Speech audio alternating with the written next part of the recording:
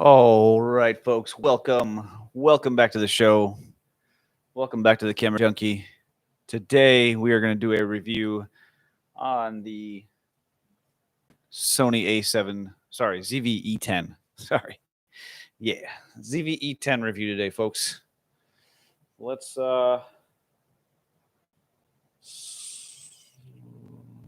over, of course. There we go.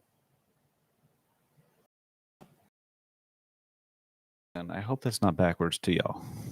Just check something real quick.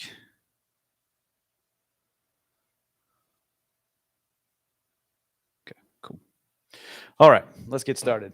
All right, so Sony ZV-E10 has been out for a couple months now, I think, a month or two now. And I've had the opportunity to go out and spend a lot of time with this camera, get to use the camera, get to know the camera a little bit, play around with it quite a bit. And these are my thoughts on the camera.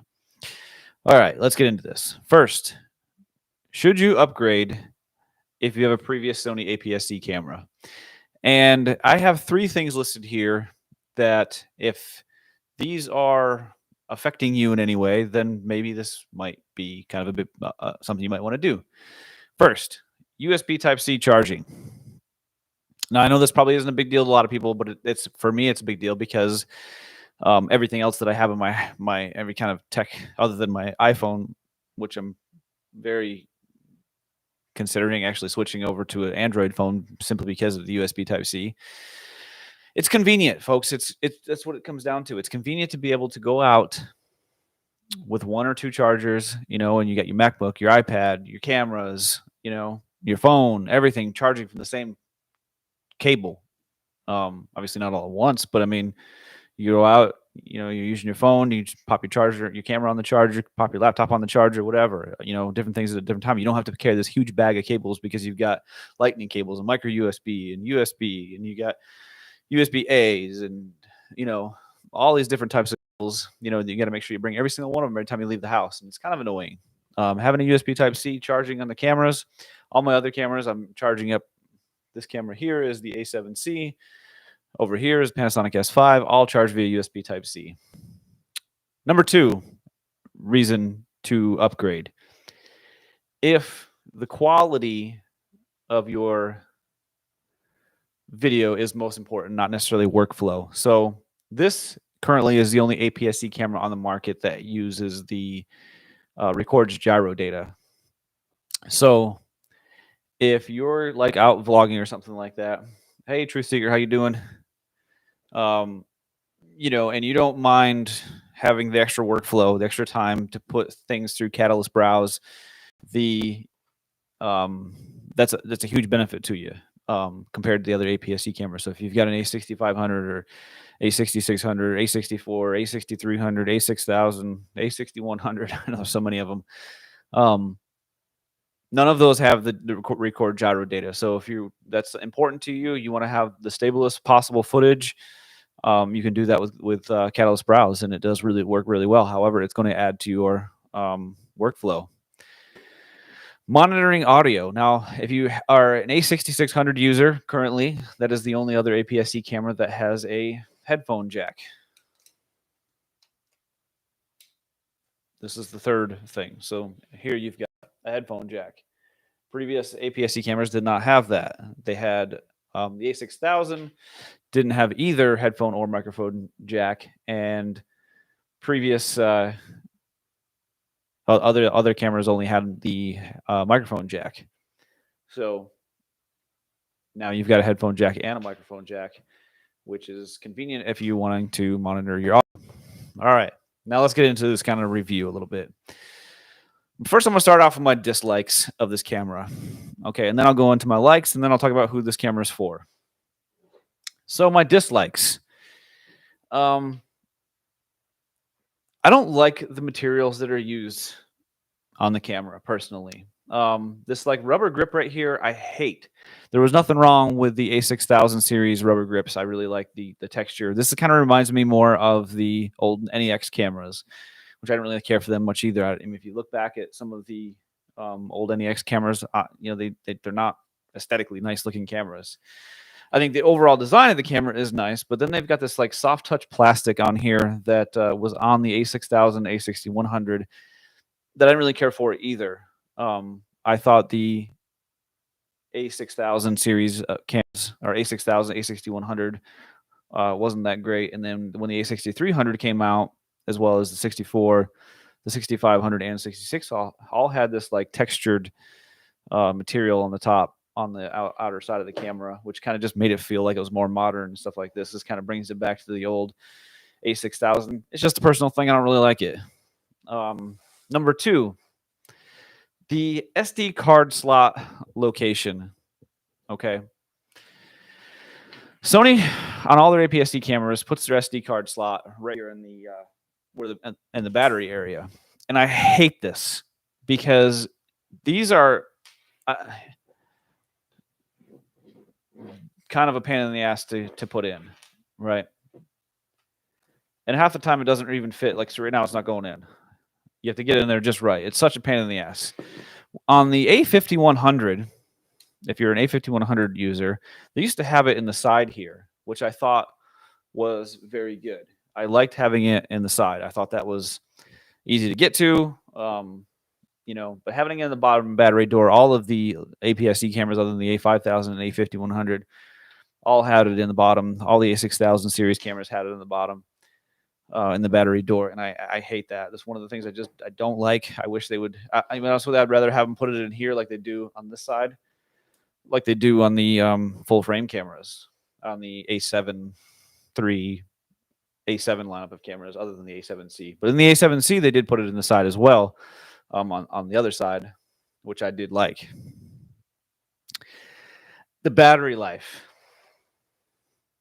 The battery life on this camera, comparatively to the A6000 series of cameras, is worse than what the A6000 series of cameras had.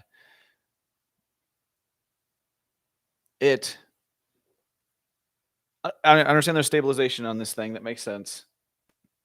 So, you know, when you have the active stabilization on, obviously there's more stuff being used. You know, then they have this shoe is a little bit different. So when there's some things on here that are a little bit different. However, the battery is garbage on this camera. Like comparatively to the A7C, something like that. Like if you know the A7C, I've been using now for a few minutes. Actually, I can't see the battery on there, but if this camera was being used right now for this, I'd probably be already about 50%. Even though I'm only 8 minutes into this video, I'd probably be sitting about 50% battery already. Not quite, but probably like 70-something%. The battery life is just garbage on this camera. It's probably the worst of any of the Sony APS-C cameras, at least that I've used anyway. And the battery does seem to drain while it's just like sitting there. Like I used the camera one day. I charged it up the night before, took it off the charger after it was already fully charged. You know, I saw that it was 100%, put it in my bag, got the bag the next morning, took it out, and it was like, when I pulled it out of the bag, it was already like 90-something%, 95%. So it just drained 5% of battery overnight, but on its own. And then probably 10 minutes of using the camera, I was down to 77% already. And I was like, okay, this camera the battery is not that great on it. Stabilization in video. If you're getting this camera, now I'm going to get into who's this for, and I can tell you right now, it's not for vloggers. In my opinion, that's my last thing. I don't think this is a vlogging camera. I know Sony brands it as a vlogging camera. I know that, you know, the V probably stands for vlogging, most likely, right? And I just don't think this is a vlogging camera. The stabilization is absolutely garbage in this camera. To be honest with you, there's no point in turning down any of it. And if you really need stable video, just bump up your shutter speed and use Catalyst Browse, because the stabilization, first off, if you go into the active mode on stabilization, it's even on, I have an 11 to 20. I have this 11 to 20 Sigma lens, or Tamron lens, and it's not wide enough, even at 11, when you have the stabilization turned all up to active. So my suggestion really is to just not use it at all, and then just use Catalyst Browse. I think that's your best bet. However, like I said, that's going to add to your workflow, you know. So if you're trying to pump out more and more videos, that's going to be kind of a pain. Again, if you guys have any questions in the comments, just put them in the comments and I will address, I'll answer the questions as they come. I'm kind of paying attention over here. So if you see me look over here, it's because I have my screen up and I want this to be kind of a longer video, more kind of in-depth, I suppose. So yeah, stabilization is just garbage. Again, just use Catalyst Browse if you absolutely need stabilization. Or to be honest with you, even a better solution, and now this is going to cost a little more money, is to go out and buy a gimbal. You know, there's a Zhiyun Crane M2 that's like $200. That would be perfect for especially with this kit lens. I think that definitely would fall under the weight limit on that camera. And to be honest, another one I would actually really recommend that you can pick up for $279 usually on Amazon right now is the DJI Ronin SC, not the SC2, RSC2, just the Ronin SC. I've had that gimbal in the past and it's perfectly fine. And you know, it's $279 for a gimbal. So I mean, if that's something, if stabilization is really important, that's probably not a bad purchase to go out and just buy a gimbal. All right, now let's get into the things that I like about this camera. I will start out by saying that I think the image quality, one of the great things about Sony cameras, I think, is the ease of getting the best image, if that makes sense. When it comes to, like, comparatively, I'm going to compare this to Panasonic and Canon because I think those are the top 3 video type cameras out there on the market. Panasonic has generally a warmer image. Like the standard picture profile is generally warmer.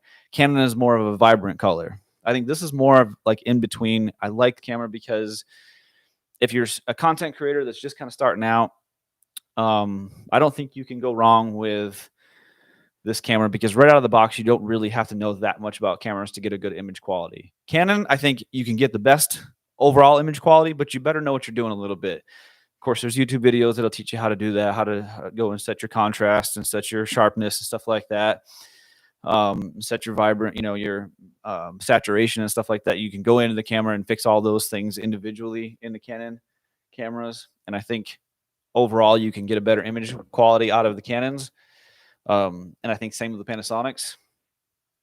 However, with the Sonys, you know, your standard profile looks really good. And I don't think you really need to do a whole lot to make it look good, you know, and you don't really have to go into the settings and change anything.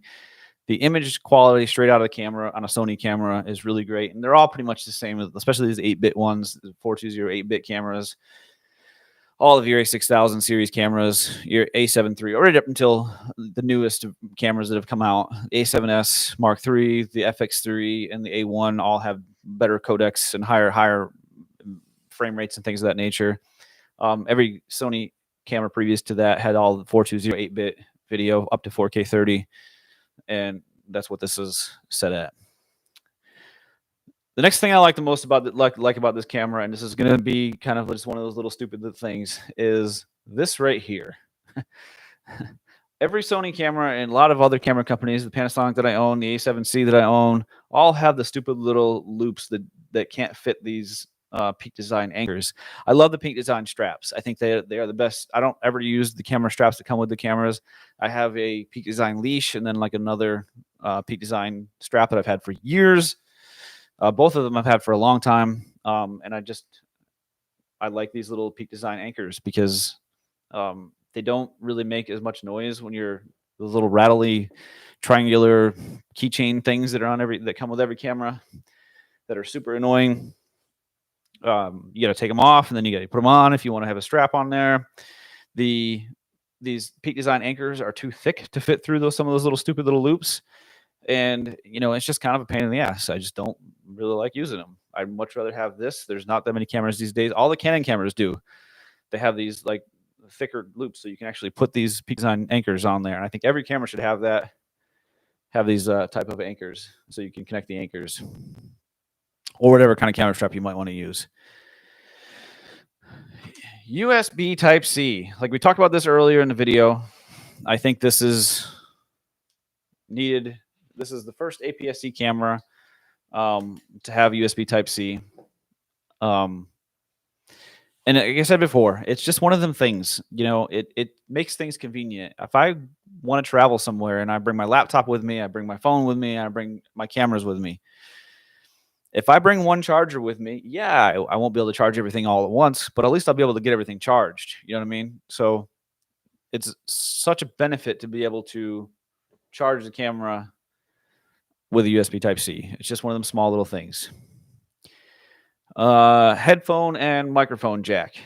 Having those is just, it's convenient to be able to monitor the audio, make sure your audio sounds good.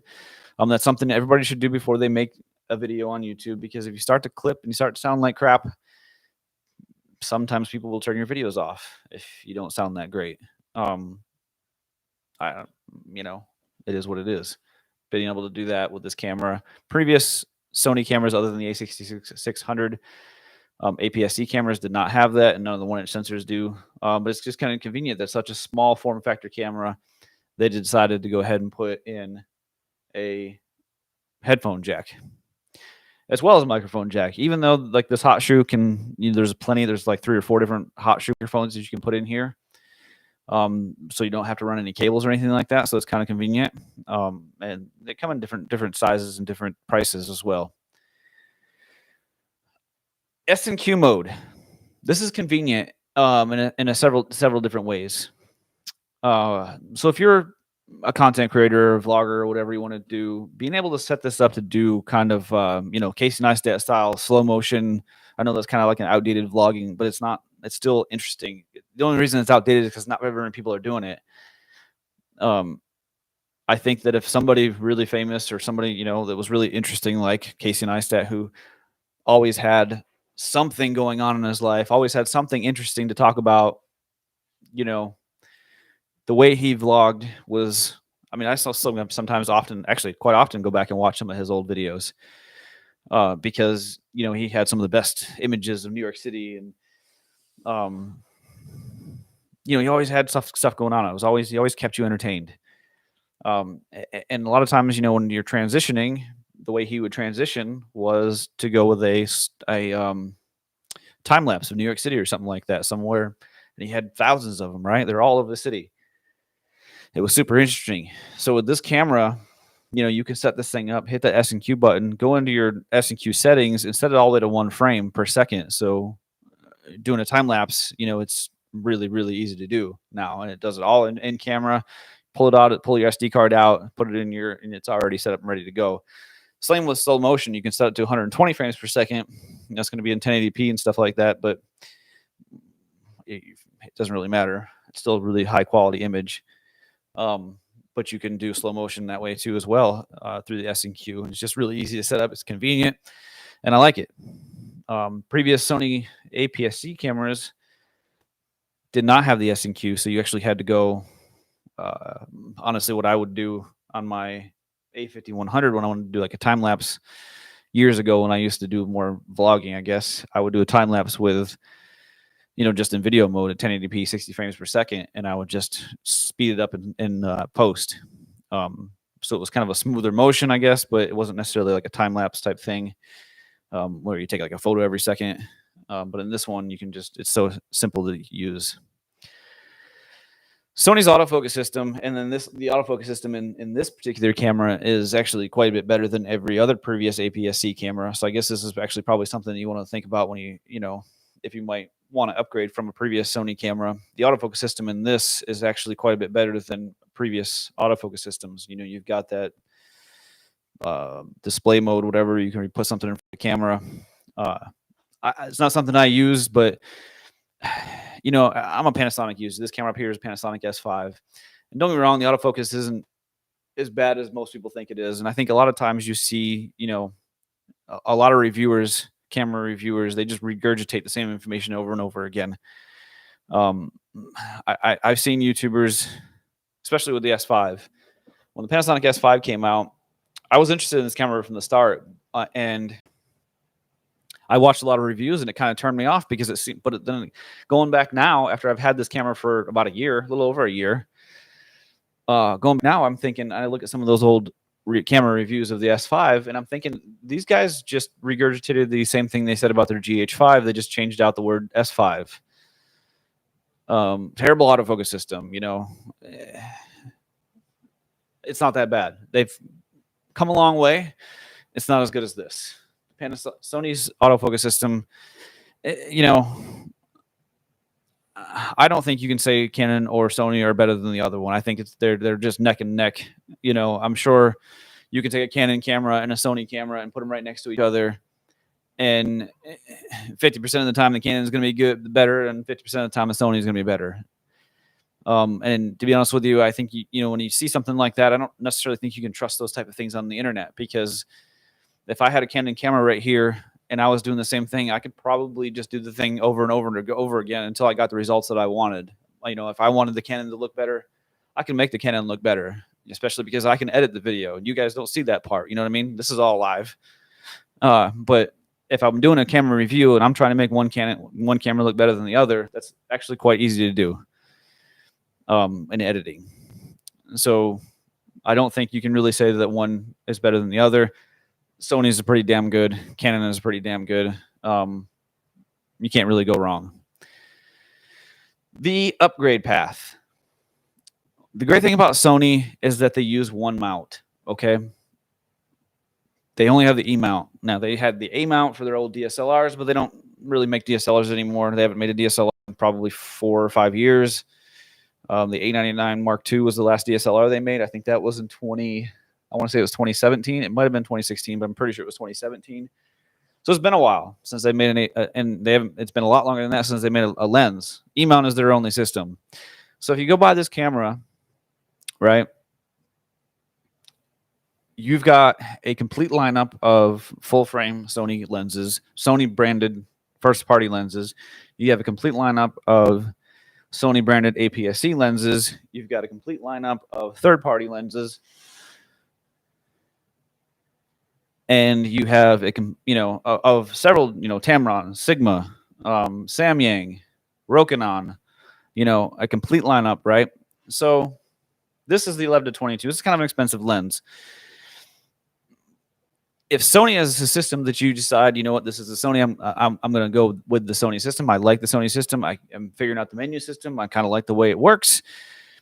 You could go buy a nice full frame lens and it'll work on this. Say you want to go out and buy the 16-35 G Master F2.8.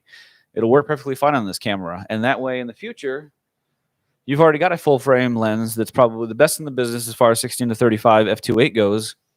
And you can go buy the A7 IV, A7 V, A7R Mark IV, whatever you want to buy next. And that lens will work perfectly fine on it. Whereas Canon, for instance, say you buy a Canon, M50, great camera. But if you buy a whole bunch of lenses for it, I promise you, no matter what you do, it will not fit on an RF camera. You know what I mean? So if you're thinking maybe one day, hey, I want to buy a Canon R6, well, all those EFM lenses you bought, there will be no way, I promise you, that they'll be able to fit on that camera. There will never be an adapter, I can assure you that. It just won't fit. You don't have that problem with this. Panasonic, if you go with the GH5, great camera. There will never, ever be a time, I promise you, where your GH5 lenses will fit on the Panasonic like a L mount. You don't have that problem with Sony.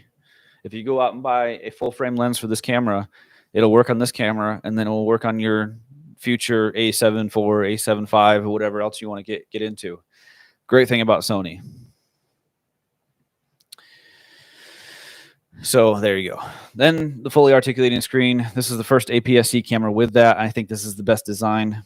Now, here's the thing. A lot of times photographers will complain, like, why does it always got to have, this is a vlogging camera. There's still photographers out there. I don't want an a fully articulating screen. And here's what I have to say to that. You may not like it, but I really don't care. If you're a photographer, if you're a videographer, if all you do is video, a in-place screen, like something like the 1DX Mark III, has a screen that's connected. It doesn't move at all, right? It's just in place. It's just stuck there. There's nothing you can do with that. A tilting screen, like old Sony cameras, like the A7 III, has a tilting screen. It doesn't articulate in any way. It doesn't work for you when it comes to video, right? Because when you're doing video, oftentimes you want to either be able to see yourself or, being kind of to the side of the camera is just much more convenient, you know, and the way that it articulates all the way around, you know, it's a lot more convenient when it comes to video. When you're a photographer, yes, I will tell you right now that it is more convenient to have a camera being directly behind. Oftentimes when I go out and take photos, you know, I'm trying to frame and everything up. It is kind of a pain in the ass to do it from the side. It's much nicer to have the frame directly from behind the camera, being able to frame up from directly behind the camera. However, you can make this work. If you're a videographer and you have a tilting screen, your only option really is to get an external monitor, make it really work the way you want it to. So it is kind of a pain in the ass. Having the fully articulated screen is definitely a plus. All right, now who's this for? In my opinion, who is this for? And I'm going to go in kind of order. The first two are kind of pretty much the same, but we'll go in kind of an order. So one of the things that I've used this camera for so far on this channel, now that I've got the ATEM Mini, Blackmagic design ATEM Mini here, I've used it for live streaming. It is, to be honest with you, if you're a live streamer, a gamer, or something like that, there's no better camera on the market right now. Image quality that you get out of this camera is amazing. The price is just spot on when it comes to that. If you get like I would honestly steer clear from the Elgato Cam Link, because I've had like 3 of them things and every one of them was shit to bed after a very short period of time. I'm really liking this ATEM Mini so far. It's very convenient. But being able to live stream with this camera is really, really good. And then you can, you know, you could pair this camera up with a Sigma 16mm 1.4 for in-studio use. Perfect setup, which leads me into the next one is studio use. Something like this, when I'm sitting here talking to the camera, you know, this camera is actually perfect for this, especially if you pair it with, right now, I seen it yesterday on sale, the Sigma 16mm 1.4 for the E-mount was $330 or something like that. $330 for a 16mm 1.4. Literally the best lens you can buy for in-studio use. There really isn't. Not for an APS-C camera. It is the best. Travel photography. The lightweightness, you know, I think that what you'll see here is, like, oftentimes you'll see, I know of a lot of professional photographers that always have some sort of small point and shoot, G7X, RX100, you know, ZV-1, whatever it's called. Yeah, ZV-1. They always have one because it's just convenient to have that, like, you know, in a small pouch or something, or a bag or a pocket in your jacket or something like that, to have a camera like this, you know. But in my opinion, currently in this world, with smartphones coming on board right now over the next year or so with 1-inch sensors. There's already a couple of phones out in Japan that have 1-inch sensors. Maybe China or Japan that have 1-inch sensors already.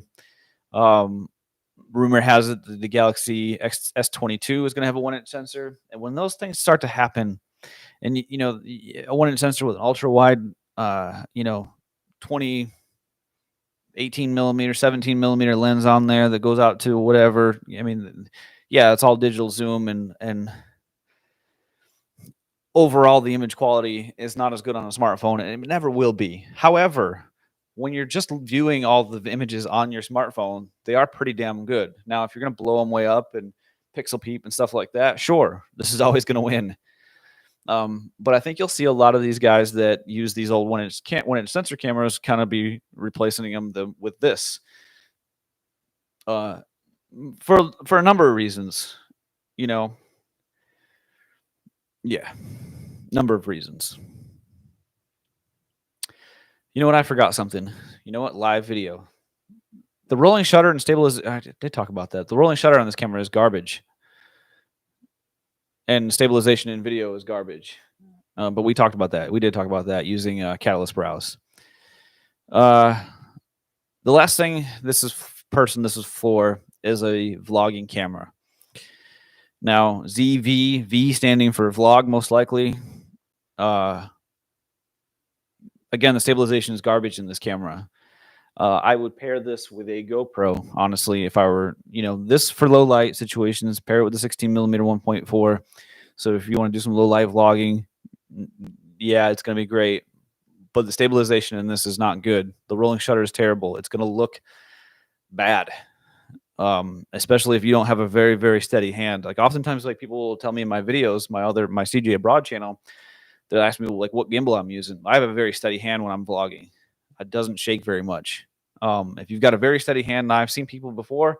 As a matter of fact, I got a friend of mine. I'm not going to say where he's from, but I see him vlog on an A6300 or other cameras, and the footage is like I've turned his vlogs off, his videos off, because while he's got great content, I can't watch it because it was like actually making me sick because it was just so jello-y and jittery. The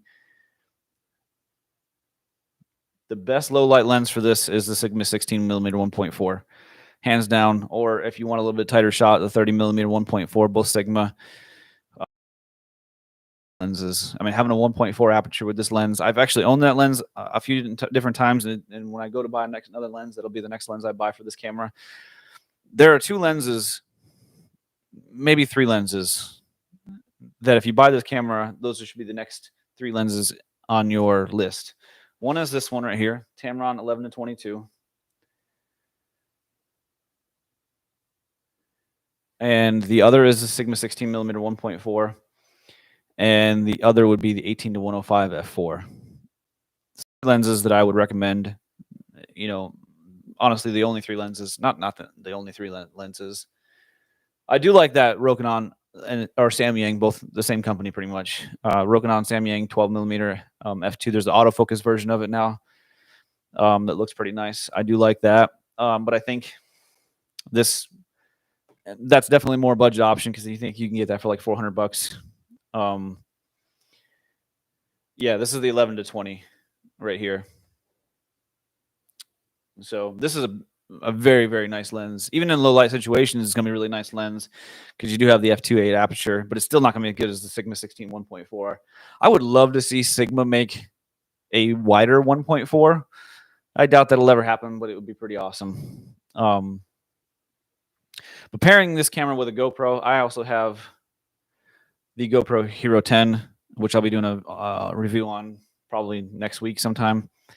And that camera is amazing. And I think comparing that like that for outdoor stuff, and then this with the Sigma 16mm 1.4 for indoor low light vlogging or something like that, would be just perfect. Yeah, the autofocus on these cameras is amazing. I have the Kina 11-20 for Canon with a Sigma E-mount adapter, but it's too heavy and the autofocus is terrible. I've never used any of the Kina lenses. That's interesting. Sigma, oh yeah, the Mc11 adapter, is that right? Yeah. I thought about, so the Mc11 adapter is only for EF lenses.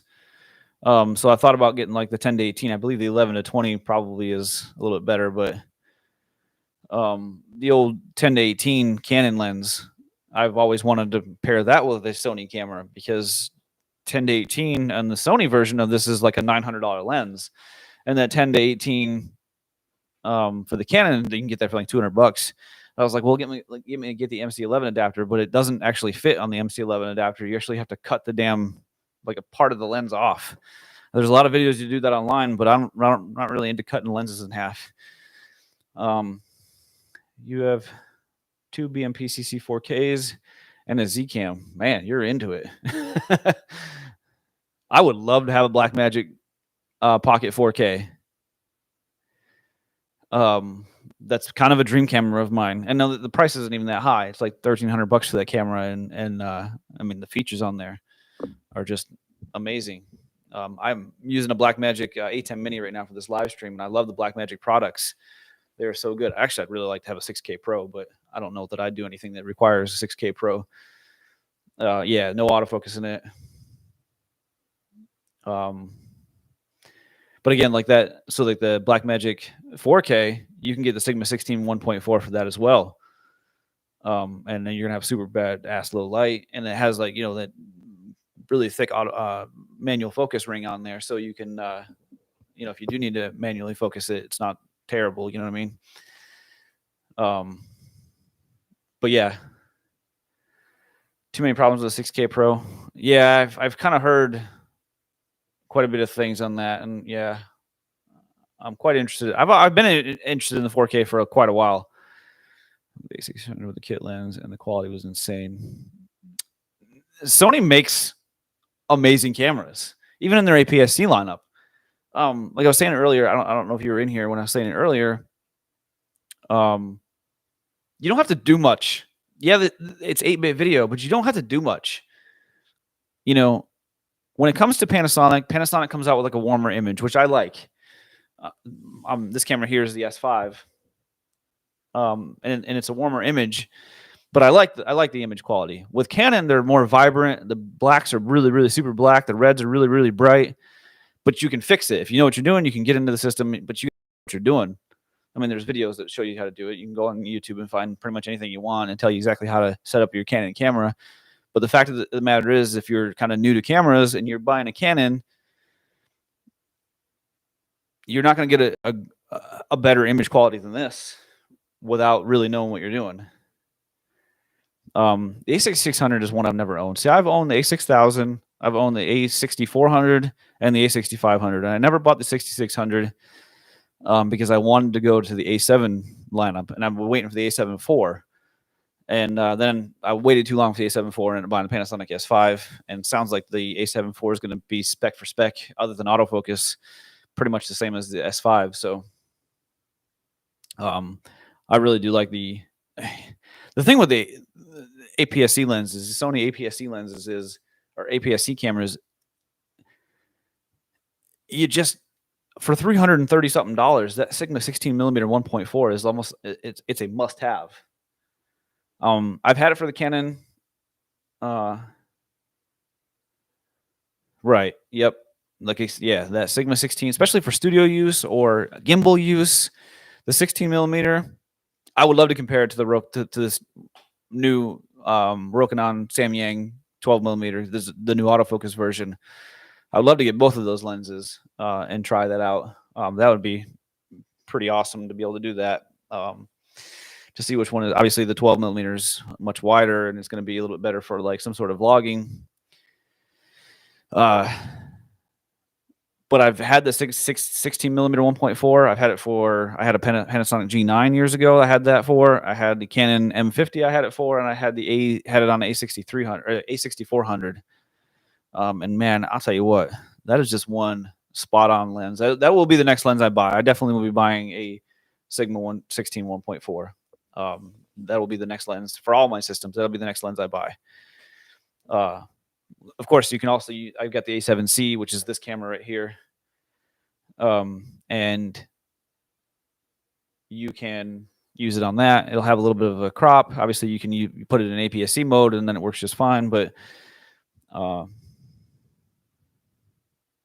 you got a full set of Rokinon Sin Primes. Those are. But for micro, yeah, I mean, hey, Micro Four Third is still a damn good camera setup. You know, with this GH6 coming out, that's going to be an awesome camera, folks. The GH6, from the sounds of things, with the 4K 120, the 5.7K, at 60 frames per second, unlimited recording. I like that camera, the GH6. Yeah, the GH6. And I think that from the sounds of things, it may have some sort of hybrid autofocus system. From the sounds of some of the rumors that I've been reading, the Panasonic GH6 may have some sort of hybrid autofocus system, meaning some sort of phase detect autofocus. I don't know. Obviously, those are rumors. But if that camera also has some sort of phase detect autofocus, you know, when I want to say that even this one still does too, still has some contrast autofocus points. Yeah, they're not good on autofocus. So I'm on the S5 and they've improved the autofocus. I mean, it's not as good as a Sony or a Canon, but I think it's still pretty damn good. I'm quite happy with the autofocus system that's on the Panasonic S5. So, yeah. Anyways, folks, that's about it for this I would agree with the autofocus. Ooh. Anyways, that's about it for today's video. I hope you guys enjoyed this. Yeah. Yeah, I got. If I take these glasses off, I can't. I would definitely, for sure, need my autofocus to work 100% accurate every time. But hey, it was nice talking to you, Mike, and I got somebody else, a couple other people in here too. But thank you guys for this. Was a great video tonight. The full review of the ZV-E10. And I hope you guys enjoyed your rest of your day. Have a great rest of your week. Thank you guys for coming in and chatting. This is why I do this channel, so I can talk to people and I can learn some things from you guys too. Maybe you can learn something from me. And matter of fact, I know damn well I'm gonna learn some stuff from you guys. So my cinema cameras are 20 pounds each. Whew. That's that's a heavy camera right there. Yeah. Hey, you have a good one. Hopefully see you Saturday night. Saturday night should be Saturday nights. I'll be doing my podcast. So a lot of different news things. So hopefully see you back here about 6 o'clock on Saturday night. So thank you guys for coming in. Thank y'all. Hope you have a great day. We'll see you guys later.